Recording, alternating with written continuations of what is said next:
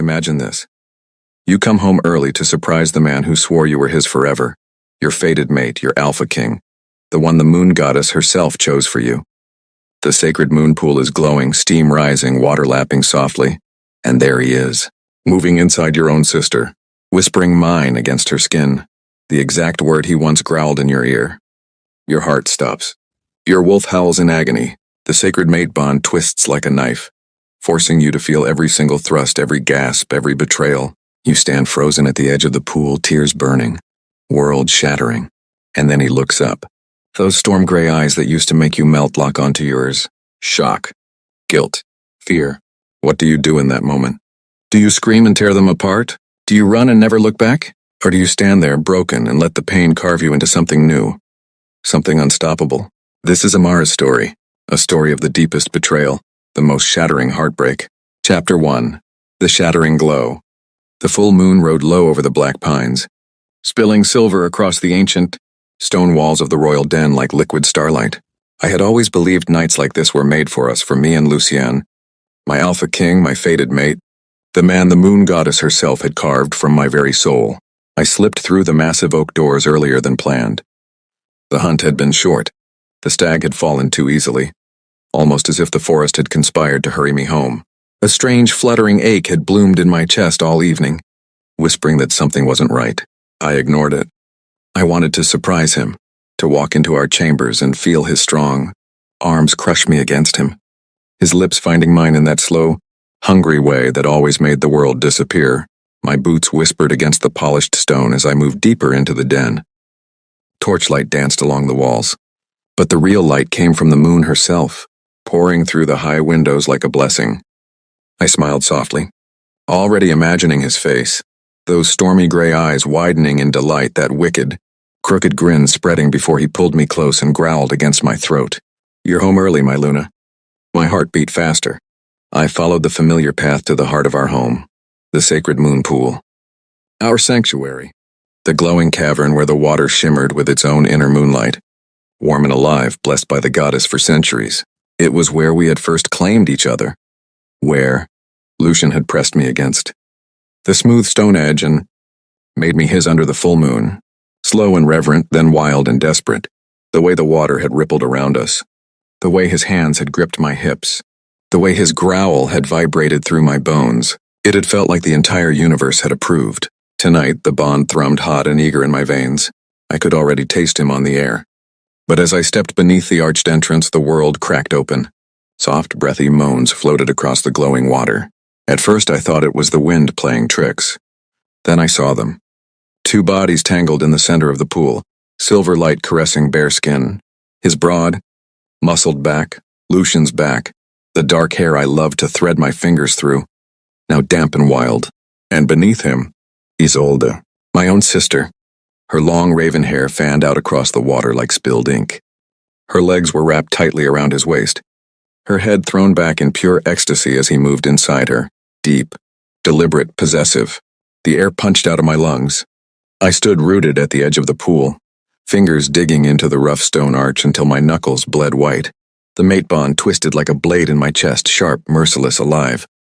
It should have snapped the moment he touched her. It should have died. But it didn't. It burned brighter, forcing me to feel every slow thrust, every shuddering gasp, every whispered word he breathed against her throat. Mine, Lucian growled low, the word that had once been my entire world. Now it belonged to her. Tears stung my eyes, hot and immediate. My wolf, Lyra, screamed inside me, clawing, howling in agony and fury. She begged to rip them apart, to tear his throat out, to drag Isolde under the water until she stopped breathing. But my human heart held her back. I couldn't move, couldn't breathe. They hadn't seen me yet. They were lost in each other. Lucian's hand slid up Isolde's sides, cupping her breasts, thumbs brushing her nipples in that exact way he used to worship mine. She arched into him, nails raking down his back, moaning his name like a prayer. Lucian, yes, just like that. My name had once sounded the same on his lips. A sob clawed its way out of me, small, broken, but it echoed across the sacred water. Lucian's head snapped up. Those storm gray eyes locked onto mine.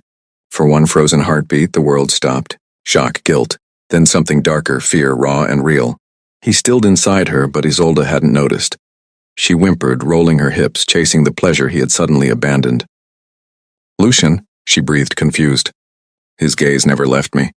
"Amara," he rasped, voice rough with something that might have been regret. He reached one hand toward me across the glowing water, as if he could pull me back from the abyss. I shook my head, tears streaming down my cheeks. "Don't," I whispered. The word carried everything. Every vow we'd sworn. Every night I'd fallen asleep with his heartbeat against my back. Every time I'd believed I was safe in his arms. I took one step back, then another. He surged forward through the water, leaving Isolde behind. She gasped, reaching for him, but he didn't look at her. "Amara, wait." I turned and ran. The corridors blurred, torchlight flickering, stone cold under my bare feet. Lyra howled in my mind, the sound tearing through every nerve. The bond stretched, painful, fraying like a rope about to snap. I burst into the night air. The full moon mocked me from above, bright and indifferent. The forest swallowed me. I ran until my lungs screamed and my legs buckled. I collapsed against an ancient oak, chest heaving, tears soaking the earth. The pain was everywhere, sharp, consuming, endless. And yet, beneath the wreckage, a tiny, defiant spark flickered. I was still breathing. I was still Amara. And deep inside, Lyra lifted her head and whispered, "We will rise." The moon watched in silence as I curled into myself, shattered but not destroyed. And through the tears, I smiled. Because this wasn't the end. It was only the beginning. Chapter 2, Shattered Bonds and Silent Vows. The ancient oak's bark pressed rough against my back as I curled into myself on the forest floor. My breath came in ragged, sobbing gasps. The full moon still watched from above, cold, unblinking, indifferent to the wreckage it had witnessed. Every heartbeat hurt. The mate bond thrummed like a live wire in my chest, refusing to die even after what I'd seen. It tugged toward him, toward Lucien, even now, even as the image of him moving inside Isolde burned behind my eyelids. The betrayal was a poison spreading through every vein, every thought, every memory we'd ever shared. I pressed my palm hard against my sternum, as if I could crush the bond out of existence. "Stop," I begged it silently, "just stop." But it only pulsed harder, a cruel reminder that the moon goddess's gift didn't break easily. It had to be severed. Lyra, my wolf, whimpered inside me, low, mournful, broken. She had loved him too. She had run beside him under these same stars, felt his powerful wolf claim her in the wild, felt safe in his shadow. Now she felt only rage and grief, two emotions warring so fiercely, I thought I might tear apart. I don't know how long I lay there, minutes, hours. Time had lost meaning. The night air grew colder, dew settling on my skin like tears the sky couldn't hold back. Then I felt it, a ripple in the pack link. A faint, desperate tug. "Amara, please, come back." Lucian's voice, raw and fractured, echoing inside my mind. He was searching for me. He was panicking. Good. Let him feel what it's like to reach for something that's already gone. I shoved the link shut with every ounce of will I had left, slamming a wall between us so thick even the bond shuddered. The pain of it was blinding, white-hot, like ripping my own soul in half, but I welcomed it. Pain meant I was still fighting. Slowly I pushed myself up. My legs trembled, but they held. I lifted my face to the moon and let the silver light wash over me. "I am Amara," I whispered to the night. Luna of the Silverfang Pack, daughter of the Crescent Moon, sister to Isolde, and no longer the fool who believed love was enough. My voice cracked on the last word, but I forced myself to keep going. I reject what has been done to me. I reject the lies. I reject the pain. The words weren't the formal rejection yet, that would come later in front of the pack, under the goddess's full witness. But these were mine. Private. Sacred. A vow carved into my own heart. And then, because the night needed to hear it too, I added the smallest, most dangerous promise of all. I will rise. The wind stirred the leaves above me almost like an answer. I straightened my spine, wiped the tears from my cheeks, and began to walk. Not toward the den. Never toward the den again. I moved deeper into the forest, toward the old hunting trails only the elders still remembered. Toward the forgotten borders where the pack's scent grew faint, and the wild called louder. My body ached with every step, grief heavy as iron, but something else was waking too. Anger. Pride. A quiet burning determination that tasted almost like hope. I walked until dawn bled pink across the horizon. I found a small clearing near a trickling stream and sank down beside it. My reflection stared back at me. Wild hair, tear-streaked face, eyes that looked older than they had yesterday. I looked broken.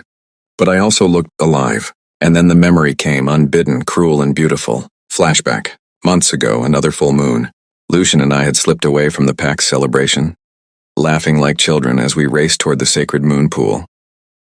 The water had glowed brighter than ever that night, as if the goddess herself had lit extra candles just for us. He'd caught me at the edge, spun me into his arms, and kissed me until the world spun. Mine, he'd growled against my lips, voice thick with hunger. Always, I'd breathed back, already tugging at his shirt. Clothes had fallen like leaves. He'd lifted me, my legs wrapping around his waist as he carried me into the warm water. The glow had wrapped around us like silk. His mouth on my throat, my breasts lower, teasing until I was begging. Then he'd entered me in one slow, deep thrust, filling me completely, claiming me completely. We'd moved together like we were made for it. Slow at first, reverent, then faster, harder, desperate. His hands gripping my hips, my nails scoring his back, our moans echoing off the cavern walls. When we'd come, it had been together, shattering, blinding, perfect. Afterward, he'd held me against his chest, water lapping gently around us, whispering promises into my hair. I will never let you go, Amara, never. I blinked the memory away, tears falling fresh into the stream. He had lied. And yet, the memory still warmed me, still made my body ache with remembered pleasure even as my heart bled. I hated him for that most of all. The sun climbed higher, birds began to sing. I stood, brushed the dirt from my clothes, and kept walking. By midday, I reached the old hunter's cabin, abandoned for years, half hidden by ivy and thyme.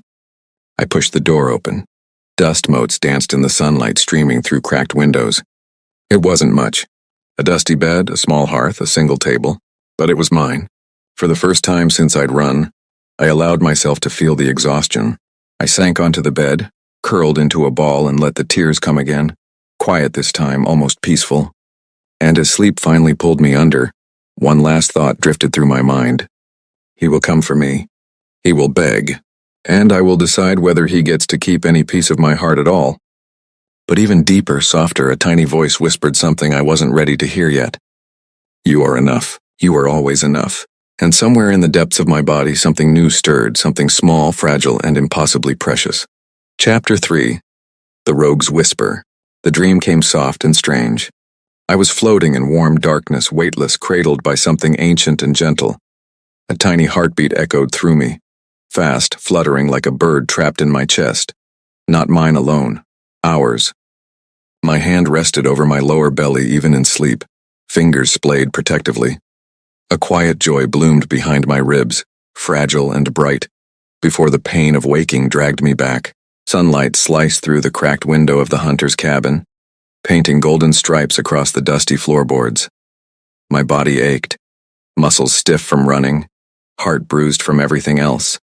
But that small, secret heartbeat lingered in my mind like a promise. I sat up slowly, pressing my palm harder against my stomach. Could it be? I closed my eyes and listened inward. Lyra stirred, quiet but alert. She sniffed the air inside me, then let out a soft, reverent whine. Pup. The word hit like thunder wrapped in silk. Tears welled up again, but these were different. Hot, aching, and strangely grateful. A child, his child. Lucian's child. The thought should have broken me all over again. Instead, it anchored me. This little life hadn't asked to be born into betrayal.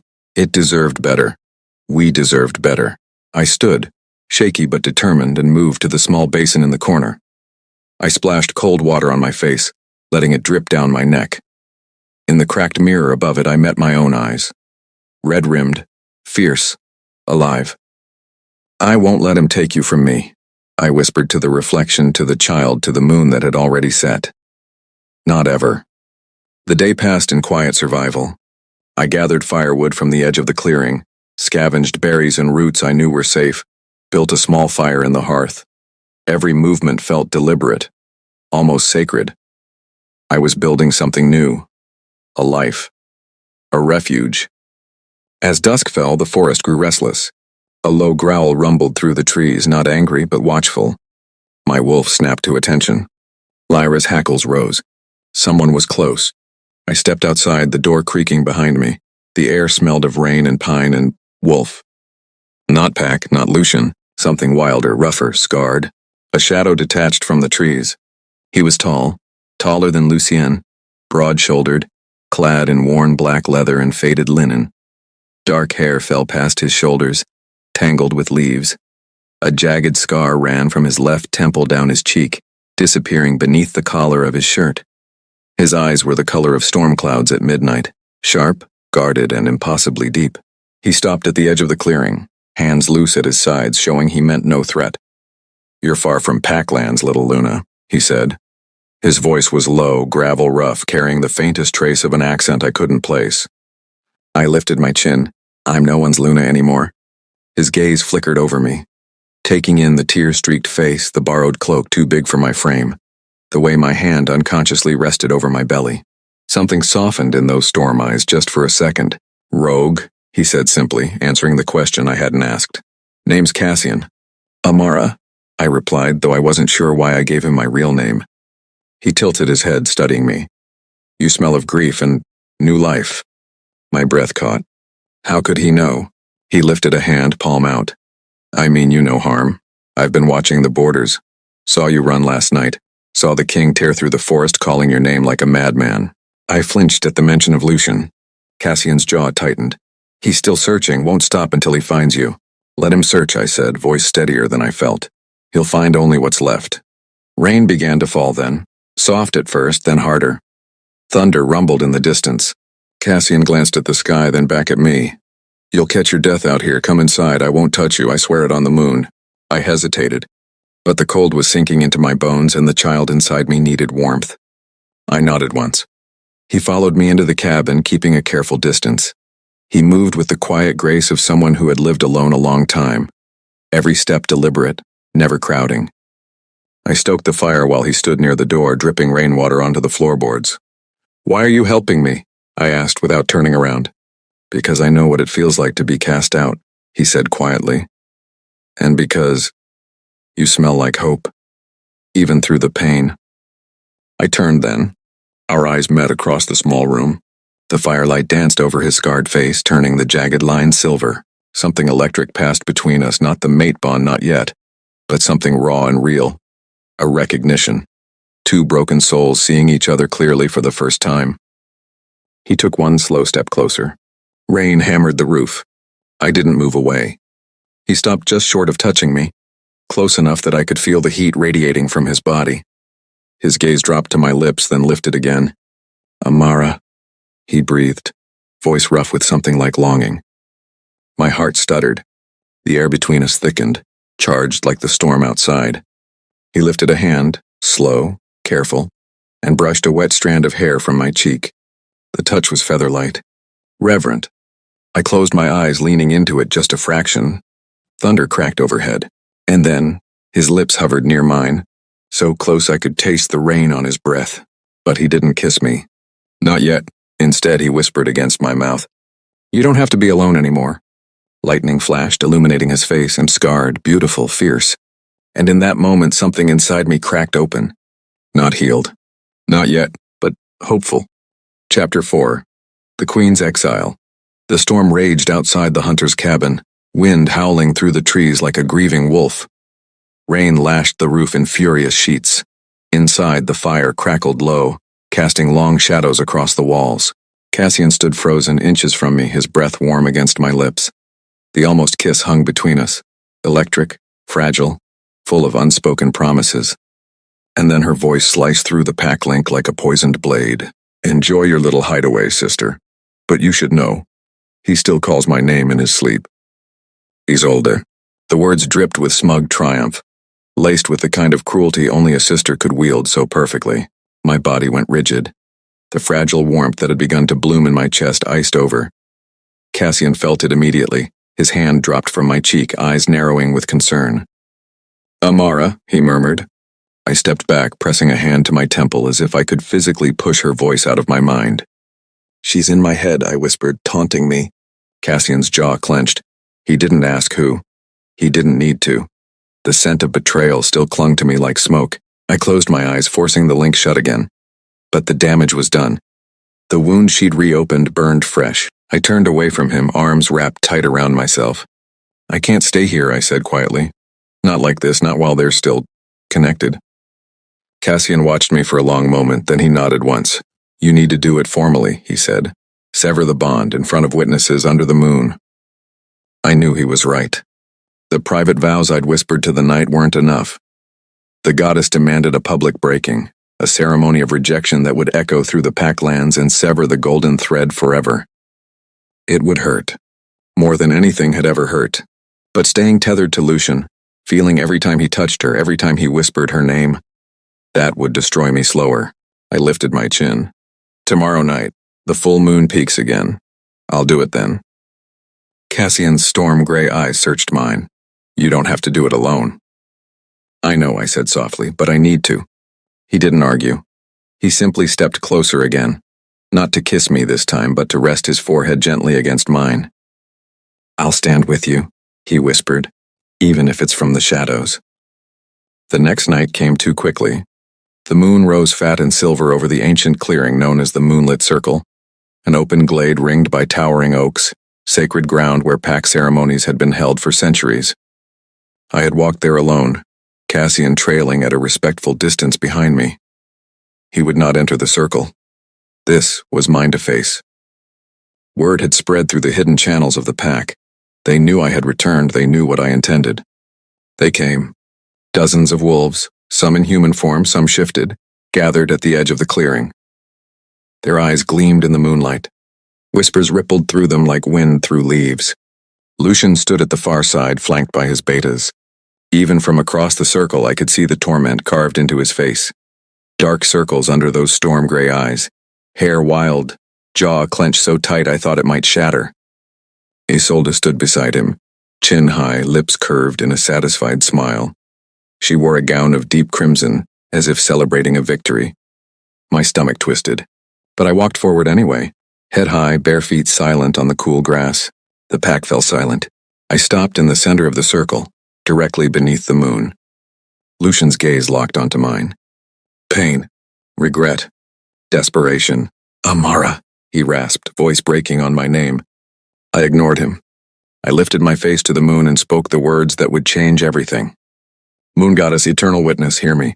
I, Amara of the Silverfang pack, daughter of the Crescent Moon, once bound to Lucien Alpha King by the sacred mate bond. I reject him. Gasps rippled through the gathered wolves. Lucian staggered as if I'd struck him. I continued, voice steady even as tears streamed down my cheeks. I reject the bond that was forged in lies. I reject the love that was betrayed. I reject the Alpha who chose another over his true mate. The air crackled with power. The mate bond flared, bright, blinding, agonizing. Pain exploded through my chest like wildfire. I cried out, doubling over, clutching my heart as the golden thread began to fray. Lucian roared, a sound of pure anguish, and lunged forward only to be held back by his betas. Amara, no, please. But it was too late. The bond snapped. A scream tore from my throat, raw animal shattering. The world tilted. My knees buckled. I fell to the grass, vision blurring with tears and moonlight. The pack watched in stunned silence. Isolde's smile faltered just for a second. Lucian broke free of his betas and dropped to his knees at the edge of the circle, hands reaching toward me. Amara, he choked. I'm sorry, I'm so sorry. I lifted my head, meeting his gaze one last time.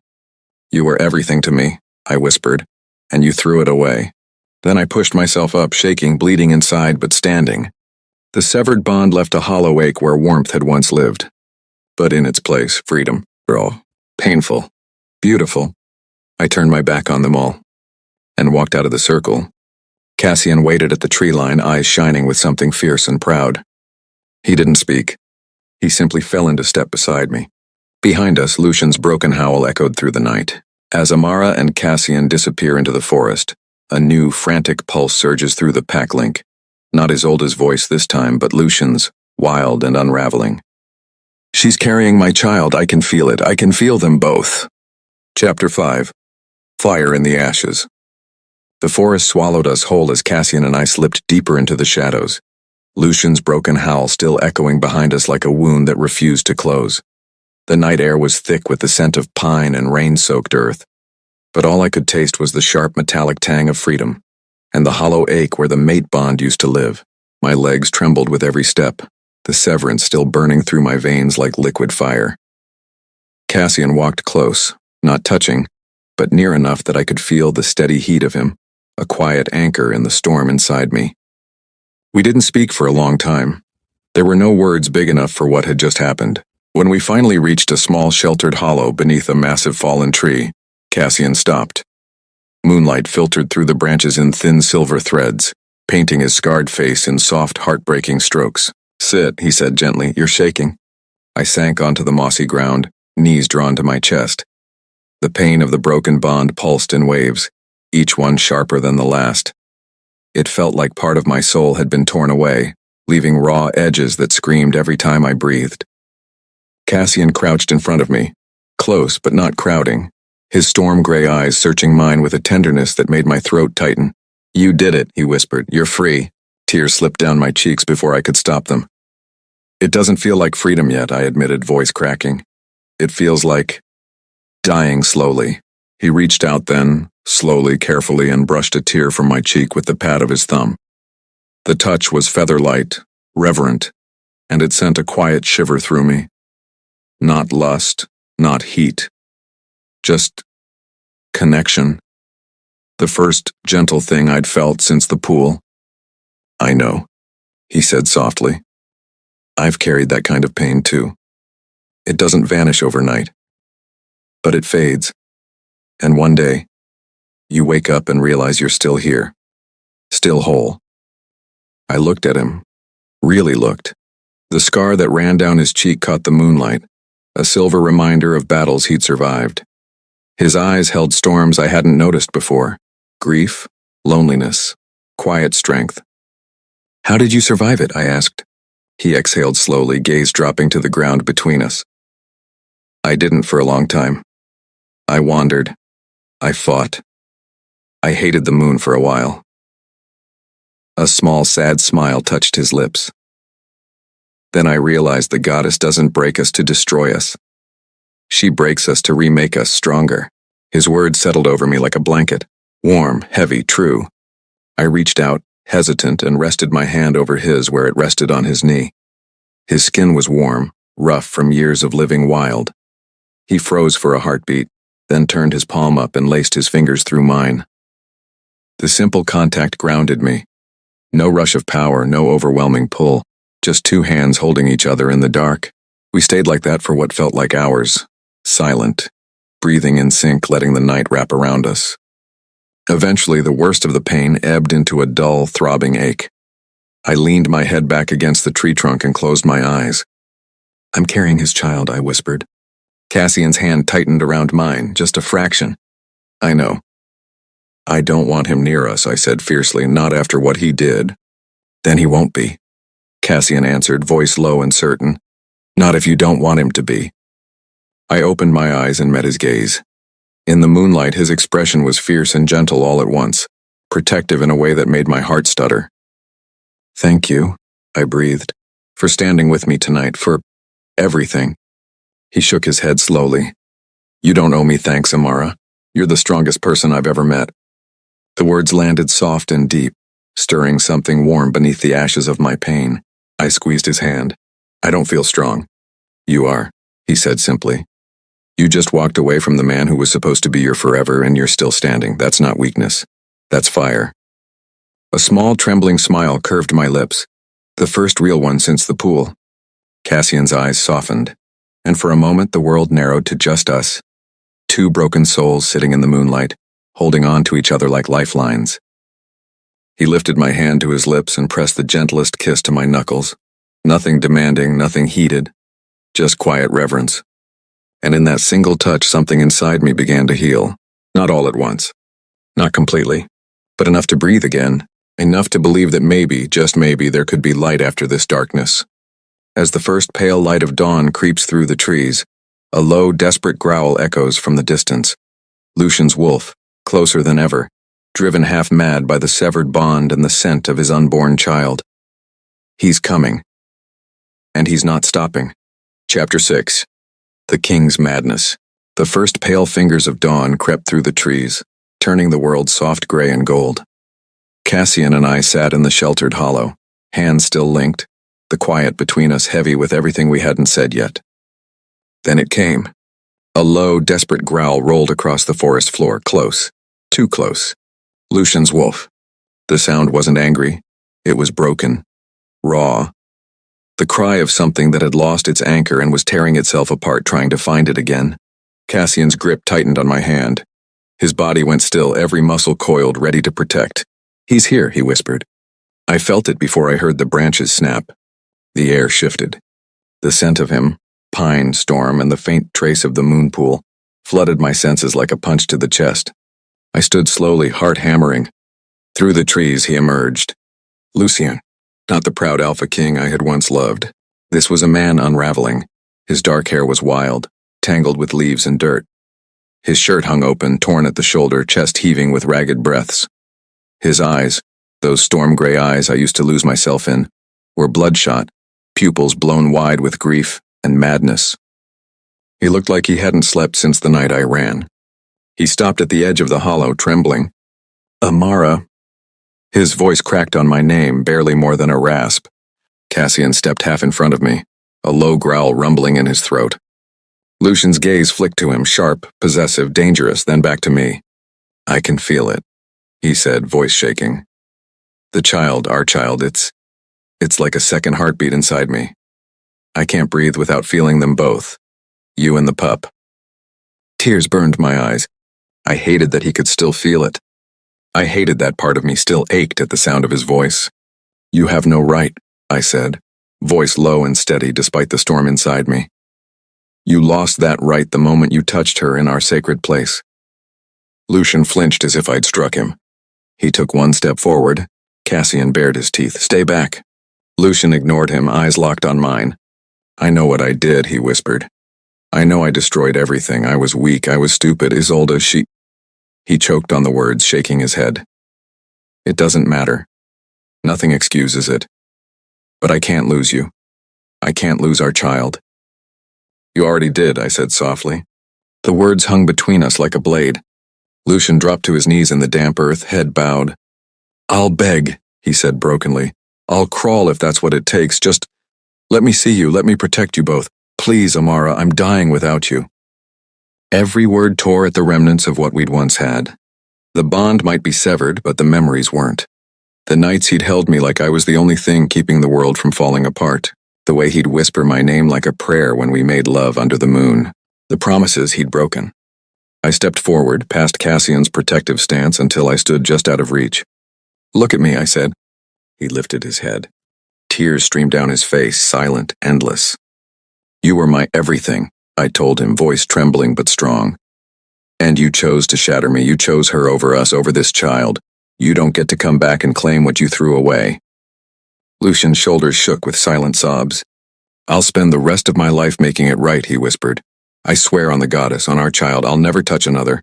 I'll never look at another. Just give me a chance to prove it." Cassian's hand found the small of my back. Gentle, steady, grounding. I drew in a shaky breath. "I don't trust your promises anymore," I said. "And I won't let you near this child until I know you're safe to be around. Until you've earned back even the smallest piece of what you destroyed." Lucian's eyes closed in agony. "I understand," he breathed. "I'll wait. I'll wait forever if I have to." Then he rose slowly, every movement pained, as if the weight of his own regret might crush him. "I love you," he said, voice cracking. "I always will." He turned and walked away, slow, defeated, disappearing into the trees like a ghost. The forest fell silent again. I stood there, trembling, until Cassian gently turned me to face him. He didn't speak. He just pulled me into his arms, slow, careful, offering shelter without demanding anything. I buried my face in his chest and let the tears come, quiet, cleansing, releasing. He held me through it all, and in the safety of his embrace I felt the first true flicker of something new. Not love, not yet, but peace. As the morning sun rises higher, a sharp, frantic pulse surges through the pack link again. This time Isolde's voice, wild and furious. "You think you can just walk away and take his heir with you? I'll burn everything down before I let you win, sister." Chapter 7, A New Flame. The morning sun climbed higher, spilling golden light through the canopy and warming the damp earth beneath our feet. Cassian still held me. his arms a quiet fortress around my trembling frame. The echo of Isolde's venomous words lingered in the pack link like smoke, sharp, acrid, refusing to fade. Refusing. "I'll burn everything down before I let you win, sister." I pulled back just enough to meet Cassian's gaze. His storm-gray eyes were steady, fierce with a protectiveness that made my chest ache in the most tender way. "She won't touch you," he said, voice low and certain. "Not you. Not the child. Not while I'm breathing." The promise wrapped around me like sunlight after endless night. I reached up, fingertips brushing the jagged scar along his cheek, slow, reverent, tracing the story it told of survival.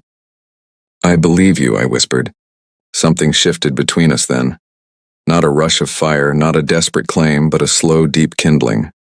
A warmth that started in the center of my chest and spread outward, soft and bright and terrifyingly beautiful.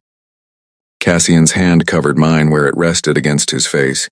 He turned his head and pressed his lips to my palm. Gentle, lingering, a kiss that felt like a vow. "I've wandered alone for so long," he said quietly. "I thought that was my fate. Then I saw you run through the forest that night, broken but still so damn strong, and I realized maybe I wasn't meant to be alone forever." My breath caught. "I'm scared," I admitted, voice barely above a whisper. "After everything, I don't know if I can trust this feeling again." He nodded, understanding etched into every line of his face. "Then we go slow," he said. "We take every step together, no pressure, no rush, just us, healing, finding our way."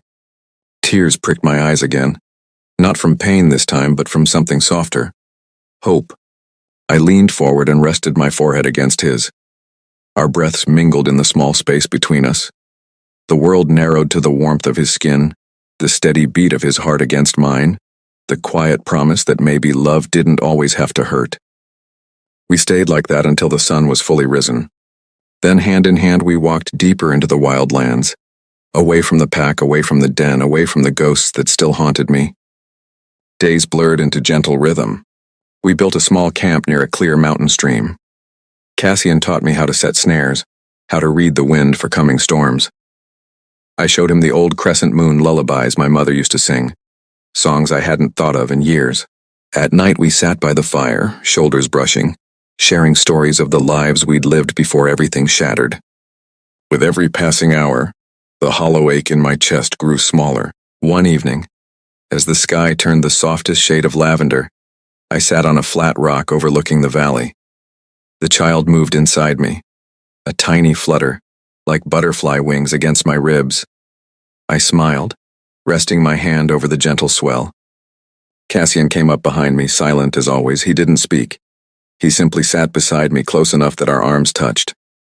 I turned to him. "Cassian, I think I'm starting to feel something again, something real." His eyes searched mine, careful, hopeful. "Tell me," he breathed. I took his hand and placed it over my heart. "Here," I said softly. "It's small, it's scared, but it's growing, and it's because of you." He exhaled shakily, eyes shining. "I've never wanted anything more than I want this," he confessed. "You, the child. A future that doesn't hurt." I leaned into him then, letting my head rest on his shoulder. His arm came around me, strong, steady, safe. We watched the first stars appear one by one, and in that quiet moment, under a sky full of light, I felt joy again. Pure, fragile, breathtaking joy. As the stars brighten overhead, a sudden, violent tremor ripples through the ground. The stream surges unnaturally. From the darkness of the trees, Isolde steps forward, eyes glowing with unnatural silver light, a dark, forbidden rune pulsing on her palm.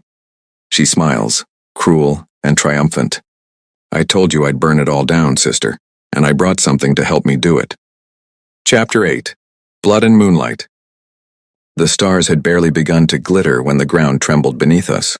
The stream surged forward in a violent rush, water climbing its banks like it had been called to war. Then she stepped from the darkness.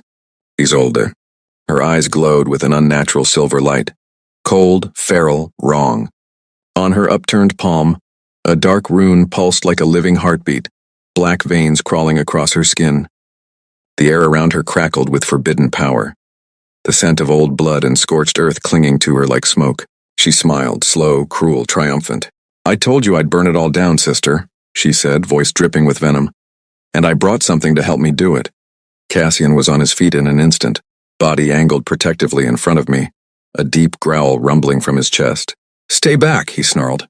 Isolde laughed, a sharp, brittle sound that cut through the night. "Oh, rogue, how sweet. You think you can protect what's mine?" "She's not yours," I said, stepping forward despite the fear clawing at my throat. My hand instinctively went to my belly. "And neither is this child." Isolde's gaze dropped to the small swell, and something vicious flashed across her face, jealousy so raw it twisted her features. "You think you can just walk away with his heir?" she hissed. "After everything I've done?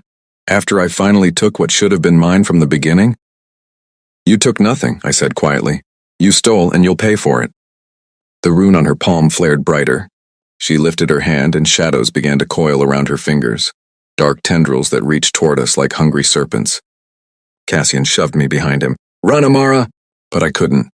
My feet were rooted, not from fear alone, but from fury. From the fierce, blazing need to protect the life growing inside me. The shadows lunged. Cassian met them head-on, shifting in a blur of fur and fury. His wolf was massive, scarred, beautiful in its wildness.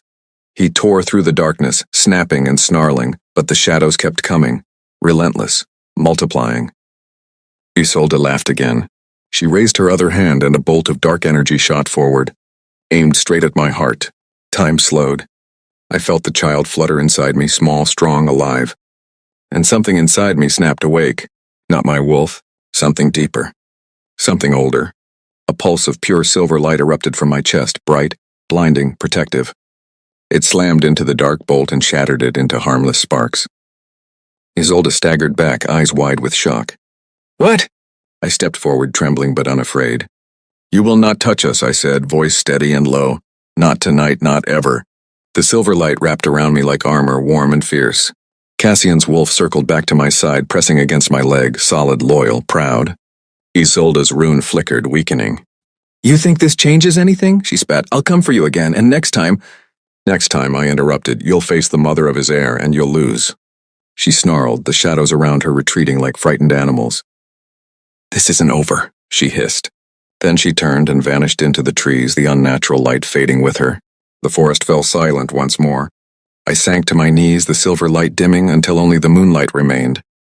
My body shook, with exhaustion, with relief, with something that felt dangerously close to triumph.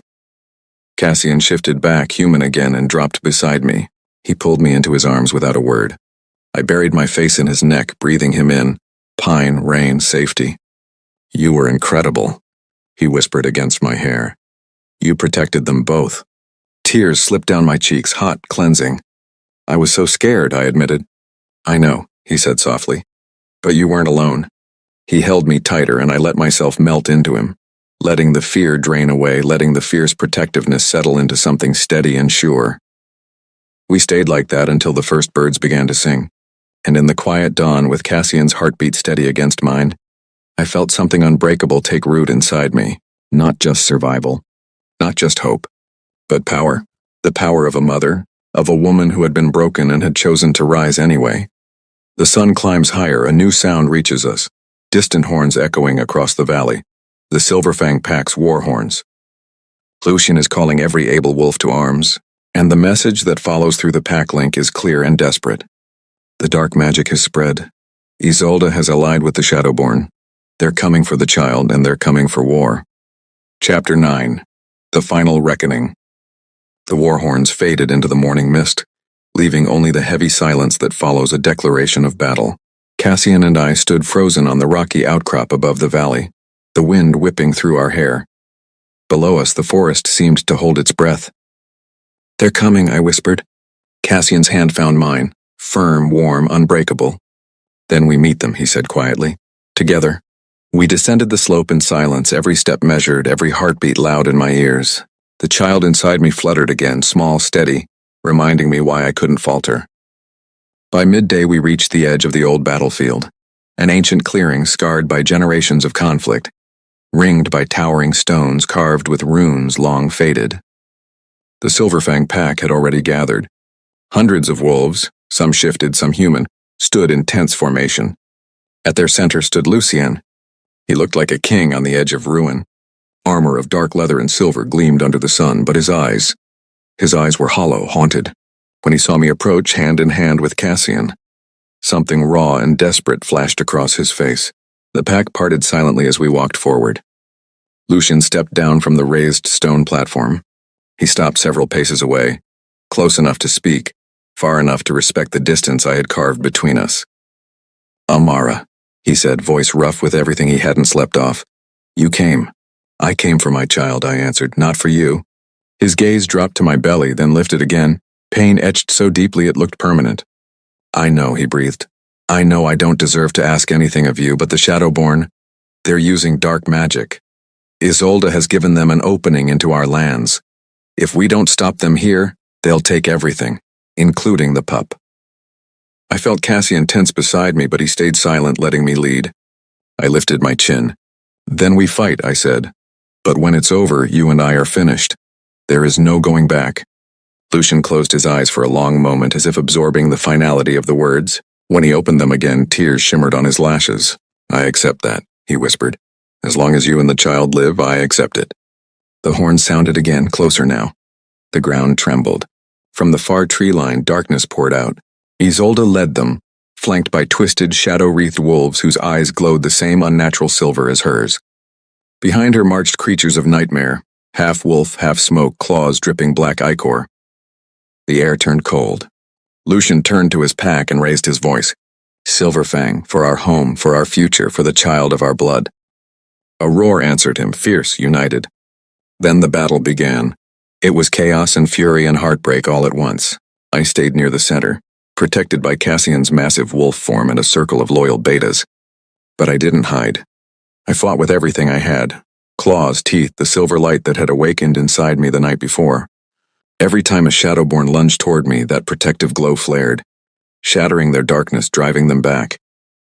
Across the field, Lucian fought like a man possessed. He tore through the enemy ranks, but his eyes kept finding me.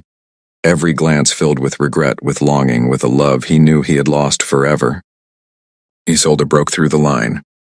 She came straight for me, rune blazing, shadows whipping around her like a storm. "You think you can take everything from me?" she screamed. "He was supposed to be mine."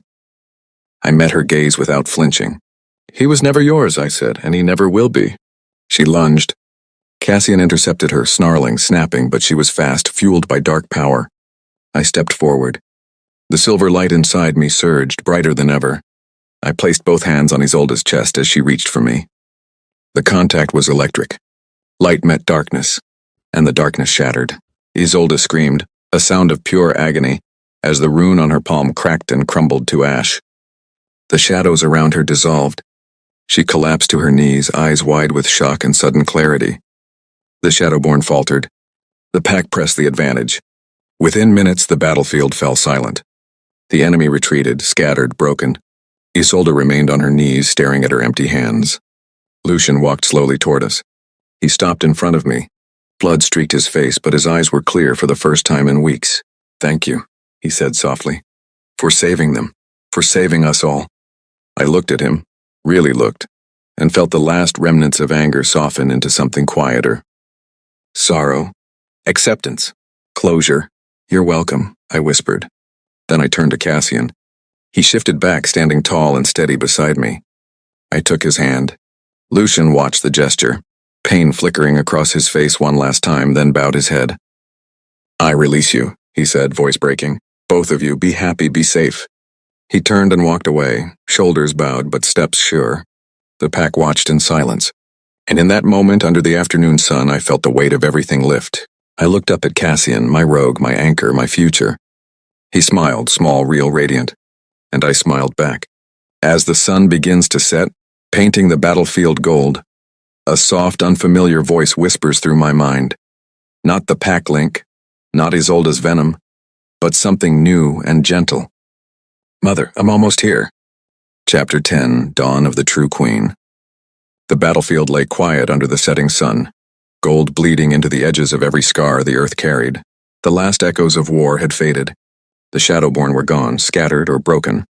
Isolde had been taken away in chains, her rune dead and her eyes empty of the fire that once consumed her. The pack stood in hushed awe, watching the sky turn the softest shades of rose and violet. And then that small, gentle voice whispered again through my mind, clearer now, sweeter than moonlight. "Mother, I'm almost here." My breath caught. My hand flew to my belly, feeling the flutter become a gentle, insistent kick. Cassian was at my side in an instant, his strong arm sliding around my waist to steady me. "Amara?" His voice was thick with worry and wonder. I looked up at him, tears already shimmering in my eyes. "She's coming," I whispered. "Our little one, she's ready." The words hung between us like a promise kept. The pack began to gather closer, slowly, reverently. Lucian stood at the edge of the circle, head bowed, hands clasped behind his back. He didn't approach. He simply watched with a mixture of sorrow and quiet, aching gratitude. I met his gaze for one long moment. No anger left, no hatred, only the bittersweet understanding that some loves are meant to end so others can begin. Then I turned fully to Cassian. He cupped my face with both hands, gentle, trembling. "I'm here," he said, voice rough with emotion. "Every step, every breath." I leaned into his touch, letting the warmth of him chase away the last shadows of doubt. "We're going to be a family," I whispered. Cassian's eyes shone. He pressed his forehead to mine. "I've waited lifetimes for this," he breathed. "For you, for her." The first contraction came then, soft at first, then stronger, like the moon pulling the tide. I gasped. Cassian lifted me effortlessly into his arms, carrying me toward the sheltered grove at the edge of the battlefield. A place ringed by ancient oaks, where the moonlight pooled like silver water.